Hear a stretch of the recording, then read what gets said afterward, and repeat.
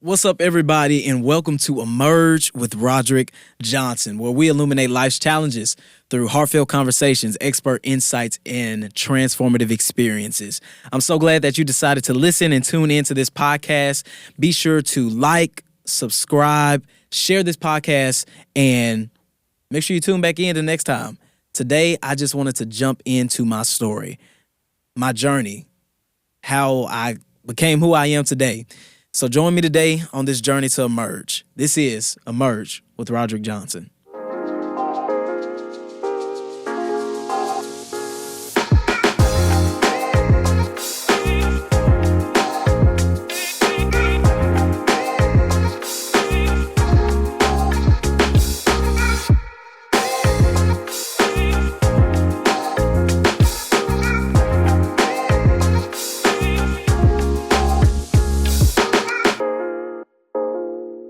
So let me tell you my story, the journey to emerge, how Roderick Johnson became Roderick Johnson. I am the youngest child of three older sisters, a son of Roderick Johnson Sr. and LaShawn Johnson. Those are my parents, my mom and pop, and childhood was great, y'all. Now, look, I know what they say about younger kids, the youngest sibling. Look, I wasn't spoiled, okay? Well, that would be a lie if I said that. But look, childhood was great, man. Our parents put us into everything we could. Like, man, me and my siblings are musically inclined. We've all played almost every sport. We've been in numerous organizations, and childhood was just great. You know, I don't think there's anything that I can say that was like, man, I wish I would have did this as a kid. Man, I wish I would have did that as a kid. Childhood was awesome, and growing up with my siblings, man, like, then there were some moments. I will say that we're closer now. We may be closer now. But growing up with two older sisters was great. It taught me a lot of patience, dealing with, women and stuff like that. Just being the only boy with three women in the house. It definitely taught me how to navigate women and being able to interact with them and have patience in that manner. But with childhood, I was able to grow up. I was started as like a mama's boy. My Dukes started as mama's boy, and as time went on, I kind of started getting closer to my dad. Me and my dad, that was like, that was my best friend. That was my best friend. So me and my dad and my mom had a tight-knit relationship. It got to the point to even with my dad, when the girls would come around and try to go out with us, like, didn't want them to come around. I did not. I remember vividly, like, actually throwing fits. Say me and my dad were going to the mall or something and going to hang out, and he'll be like, ask the girls to come. I'm like, no, they can't come. I don't want them to come. Even, like, coming back home to bring food if we've been out for a day. Calling to ask your mom and sister they want something. I'm like, no, don't want to do that. Not calling them. But it's all love with the family. What do we call it? The Johnson Party of Five? J5 is what we called it. But wasn't always like that. At the age of, 11, 12, 13, one of those. Back in 2018, that's when my life took a turn. My father had a sudden heart attack, and life's trajectory shifted. You've got a young boy now without a father, daughters without a father, their dad.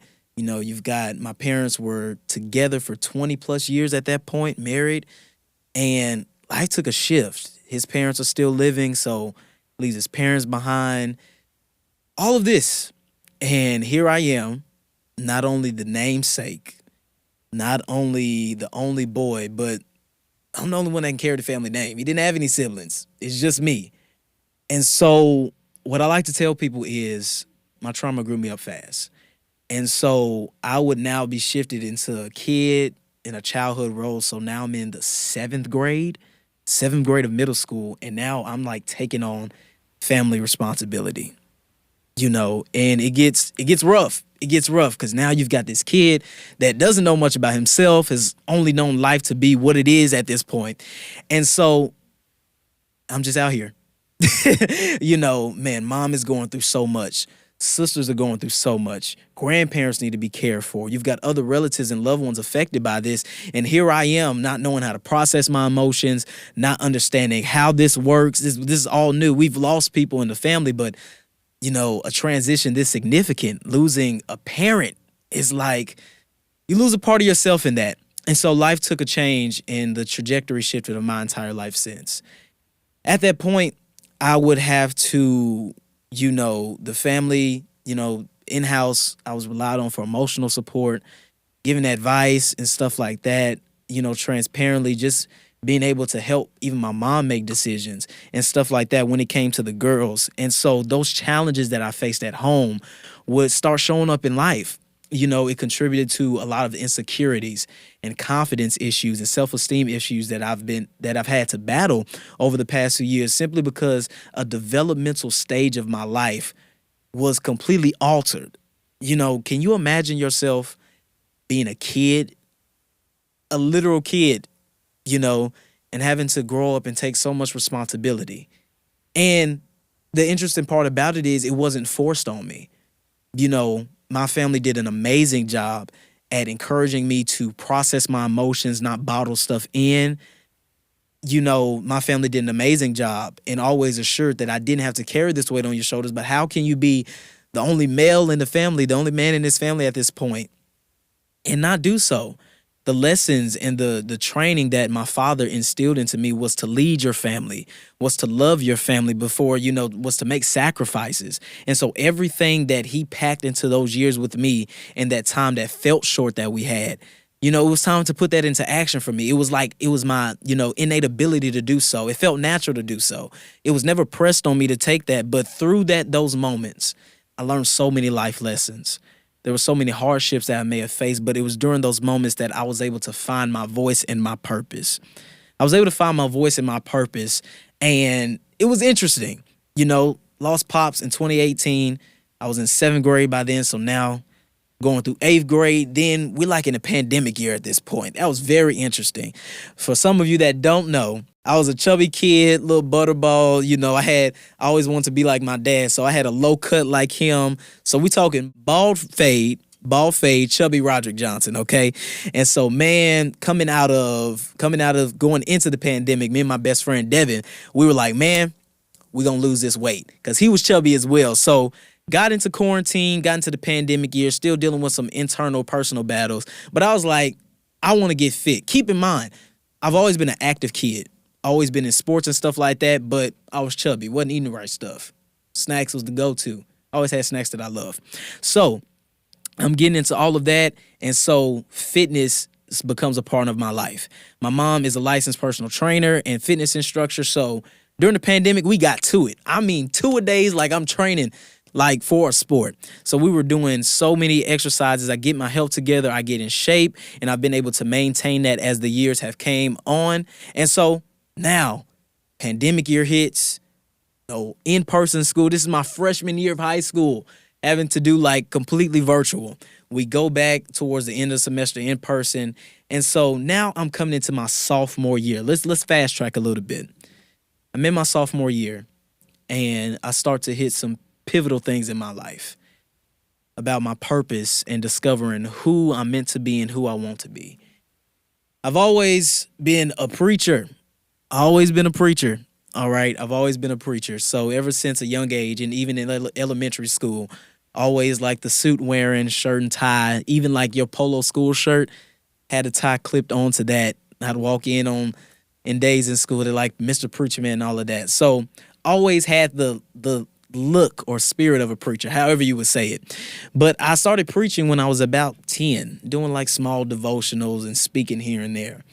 But I knew it was something that I've always wanted to do, something I had a passion for. You know how some people are like, what's your plan B if it don't work? Mine is like, no, this is plan A, and I'm going with it. There is no plan B. That's what I'm going to do.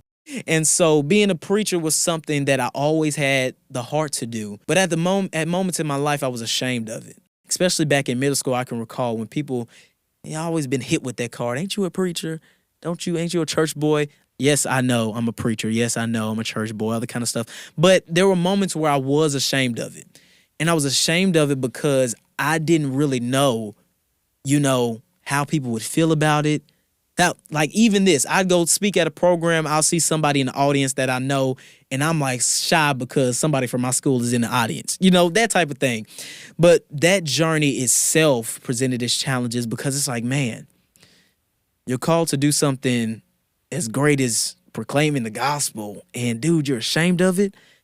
And not only that, I had a struggle because there were moments in my life to where I felt like I was living like two different lives. Sunday morning, boom, Roderick, church, preacher. Every other day of the week, I'm just Rod. I want to be Rod. I don't want to be nobody else.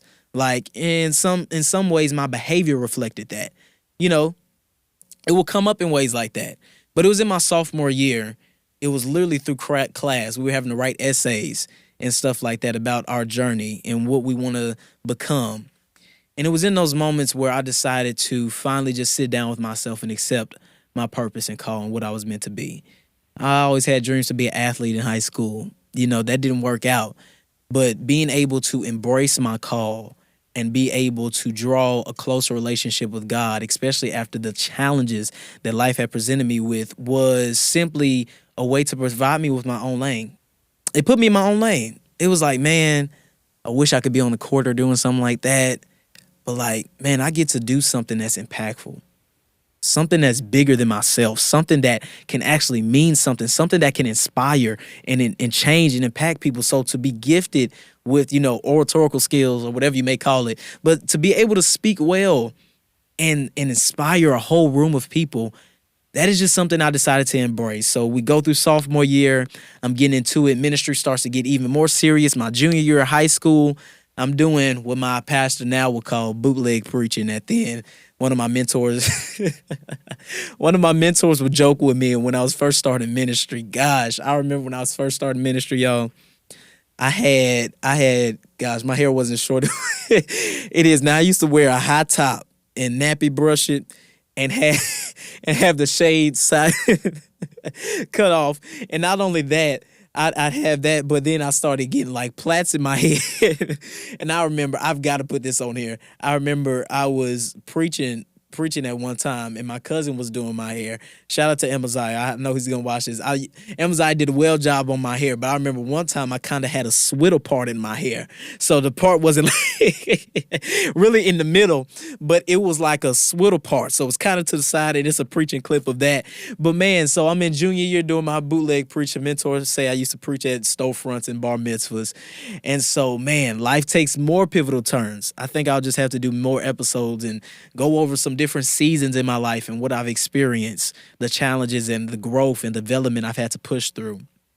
And so we get to the end of in the second semester of junior year of high school.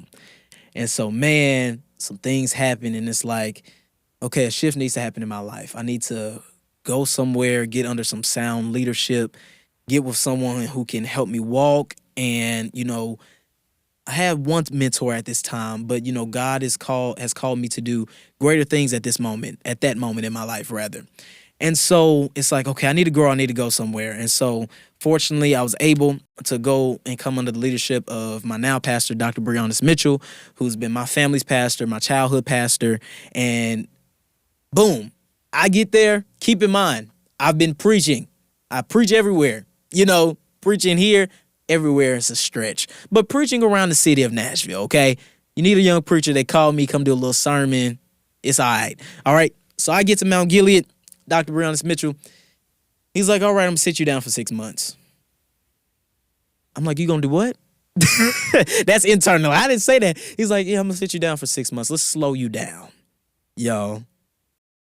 He told me he was going to sit me down for 6 months. Keep in mind, I'm preaching like every month somewhere. It's like my passion. It's like I love to do it. It's like, I'm going to sit you down for 6 months.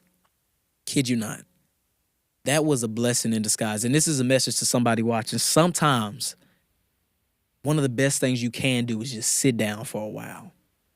Life is so fast and it moves so much that sometimes we don't realize the blessing in being able to.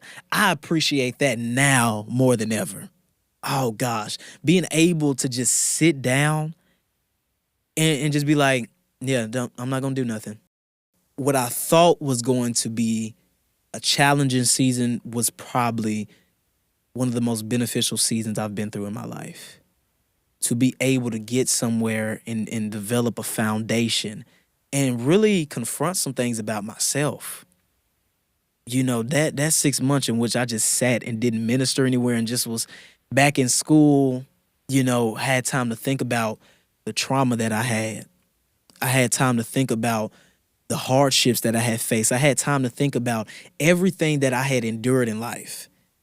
And through that, I was able to go through some self-reflection and even be like, man, Roderick, who are you? What struggles and strongholds do you have on the inside of you that you've been battling with that you didn't know? So do that 6 month, 6 months, now 2023. Finally, we get to April of 23. He's like, all right, you're going to preach your first sermon. Man, yo, it's like I went through a training before that at this church. And I got to tell this really quickly to give context. I went through a training somewhere first to get my license. All right, my license, my ministerial license. And man, I never forget. Turned my sermon in for review. Bro, he put an X through my manuscript. He put an X through it. I was shook. So now it's like, all right, I'm back in the game. It's time to go. I got to draw up the plays and stuff. And it's like, I don't know how to draw up the play. Last time I wrote a sermon, he put an X through it. So luckily I was able to develop a big brother and Royal Todd, my guy, shout out to him. I was able to develop a big brother relationship with Royal Todd. And man, bro, preaching that first sermon and being able to just get back into what I'm most passionate about and called to do was the game changer. That was it. That was it. It was like, okay, I'm back. What do we do now? Few months later, literally, exiting junior year of high school, preached my first sermon, April 30th, 2024. Now we are in August of 2023.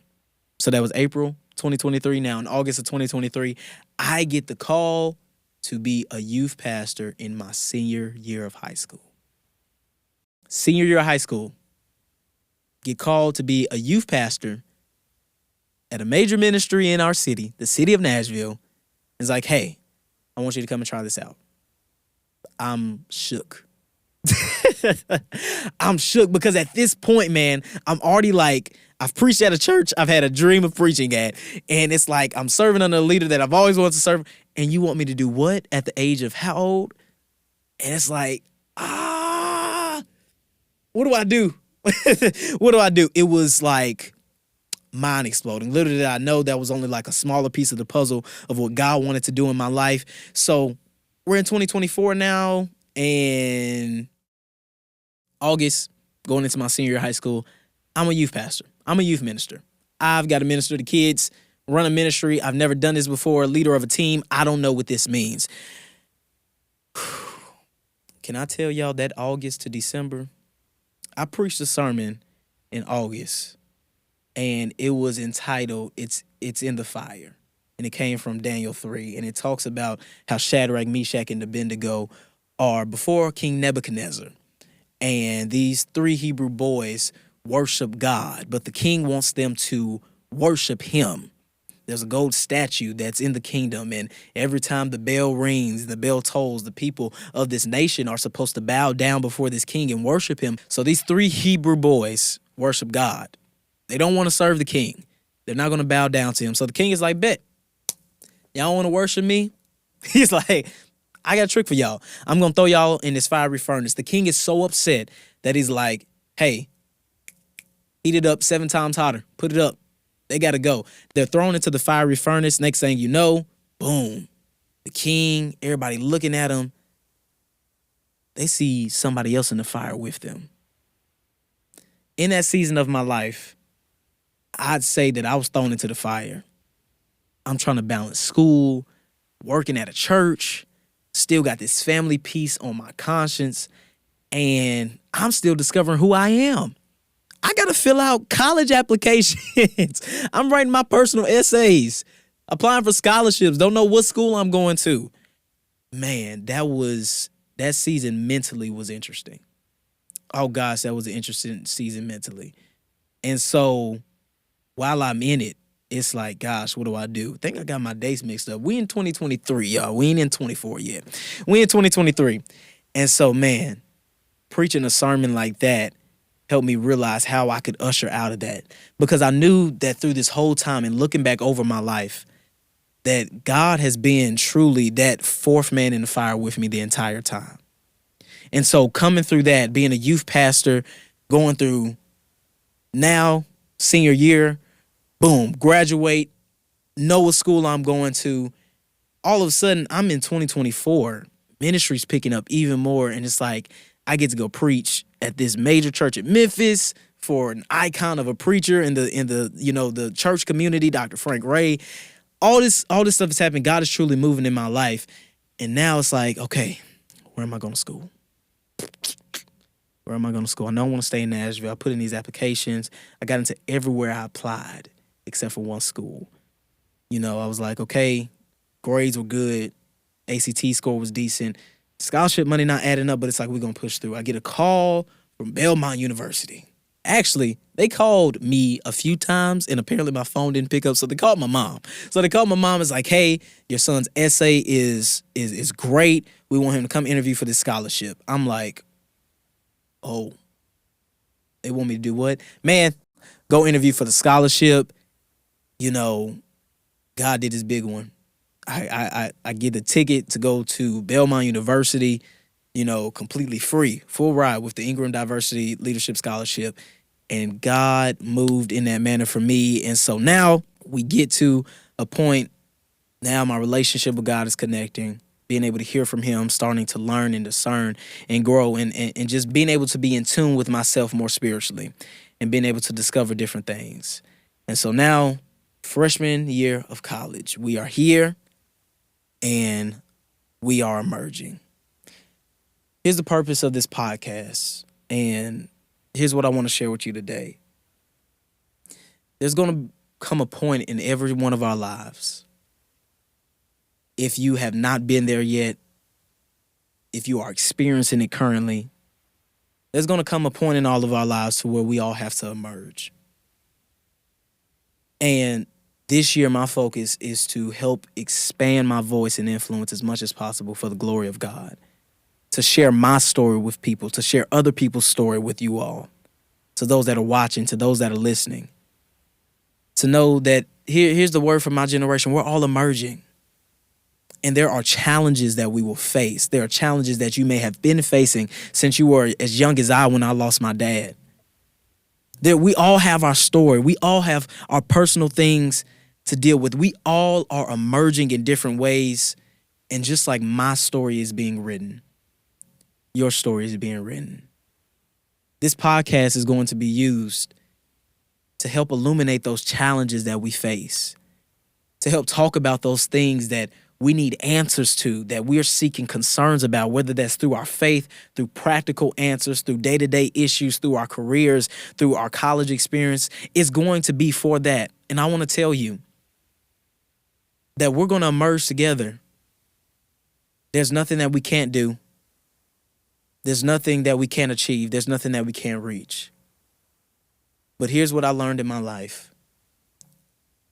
That when you allow your pain to fuel your purpose in life, when you allow your struggles to be put into practice and be used for something greater than yourself, when you decide to amplify your voice and tell your story, that's when the doors open. That's when God makes a way for you. And to anybody who's listening today, Emerge is not just the title of a podcast, but emerge is something that we all experience in our lives. And I don't know about you, but if you're with me, come on this journey with me as I continue to tell my story, as I continue to uplift the Savior who we give all glory to. I want you to emerge with me, because this is Emerge with Roderick Johnson.